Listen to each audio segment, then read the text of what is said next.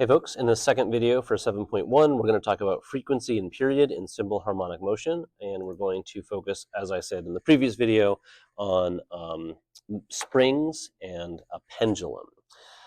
So just a quick review here of things that we learned in our circular motion section of Unit 2. We defined period, which is the variable tau, as the amount of time it takes for one cycle. So that's seconds per cycle, and the unit of period is seconds.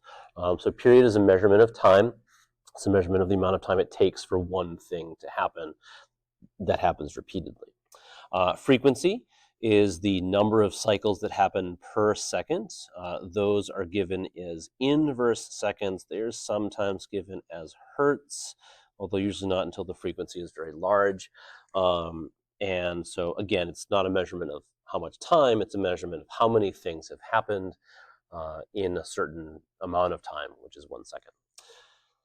As you can see, they are reciprocals of one another, so in your equation sheet is frequency equals 1 over period, or period equals 1 over frequency. I'm not sure which. So that relationship is still going to be important here, as we just need to transpose between frequency and period. Most of AP Physics 1 for oscillations focuses on period. You just need to know that you might have to work with frequency instead. So period of a mass spring oscillator. Now, this is regardless of orientation, so the mass and spring can be oriented horizontally or vertically. That doesn't matter. The period equation stays the same and depends on the same variables. So I will show you in class why this first part is needed here. But the period of a spring oscillator, tau sub s, is equal to 2 pi times the square root of mass over force constant. And if you did the unit analysis, you would see that it ends up in a measurement of time. Anyway, this is in seconds. So this means that the period of a spring oscillator depends on the mass that is attached to the end, as well as the force constant of the spring. So what's kind of nice is that one property of each object in that system helps to determine the period. Now, the location of M and K should make sense, and so I'll go over that right now. The more mass you have at the end of the spring, the more inertia there is in your system, and so the harder it will be for that spring to accelerate the mass. That's going to increase the period. It's going to take longer for that spring to pull or push the mass around. Force constant is in the denominator here because as you increase the force constant, you increase the ability of the spring to exert a force. So the same displacement will result in a greater force if the force constant is higher, and that's going to allow the spring to more easily move that mass around, increase the acceleration, and decrease the period. Now, notably missing from this equation is the amplitude. Now, I haven't defined amplitude. I'm going to do it in the energy section, but very quickly, I'll just define it as maximum displacement from that equilibrium position. So the amount that you pull a spring back or down or up and then let it go, that location doesn't influence the period of motion, which is really bizarre. It feels like the further you pull the spring, the more distance it has to cover.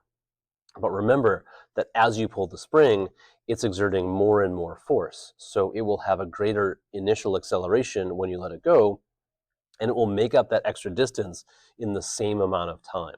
So amplitude is missing, and then kind of less mysterious is the length of the spring is missing. And if you remember covering Hooke's law in the forces unit, you remember that like the length of the spring didn't actually matter. It was the displacement of the spring, which is actually amplitude, that matters. So no property of like the length or distance you pull the spring matters in terms of period. All right, and then the other one is pendulum. The period of a pendulum equation. This is a mass at the end of a string that's oscillating back and forth. The vertical position is going to be equilibrium, And so you pull the mass back a certain distance that makes a certain angle with the vertical, then you let it go and it oscillates.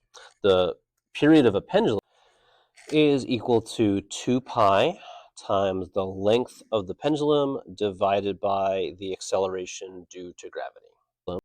So let's talk about variables again. So the period of an oscillating pendulum depends on the pendulum length. So this stands in contrast to the length of the spring and the displacement. It doesn't influence linear motion, but this pendulum is essentially a rotating system. If you were to increase the length of the pendulum, you would be increasing the rotational inertia of the pendulum itself, and so more inertia means that it would take more force to oscillate at the same rate. So if there's the same amount of force, then you don't get as much acceleration. So by increasing the pendulum length, you actually decrease the acceleration of the pendulum at the same position. So what I find neat is that length of the pendulum and mass on the end of the spring are both essentially ways to change the inertia of the system. The other one is gravitational field strength. Gravitational field strength. And much like the force constant, by changing the gravitational field strength, you are changing the force that causes the oscillation in the first place. That force of gravity exerts a torque on the pendulum, and if you were to go to a planet that had a greater gravitational field strength, the pendulum would oscillate faster because that net force on the pendulum when it's displaced is greater. If you were to go to a higher altitude where there's a smaller value of little g on Earth, the pendulum would oscillate more slowly. The things that are notably missing are mass. I think the quickest way to think through this is that the pendulum is in a manner of free fall. And when we were talking about free fall acceleration, we weren't talking about the mass of the object. In Newton's second law, if you have an object in free fall, the mass actually cancels. So the acceleration is equal to little g.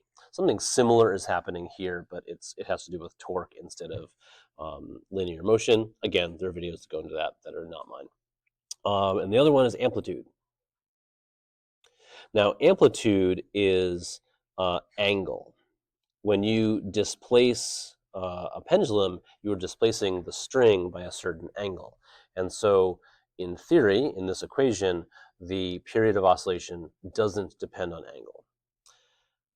It actually does, except in courses like AP Physics 1 or High School of Physics, we only focus on the moments where the amplitude doesn't really affect the period.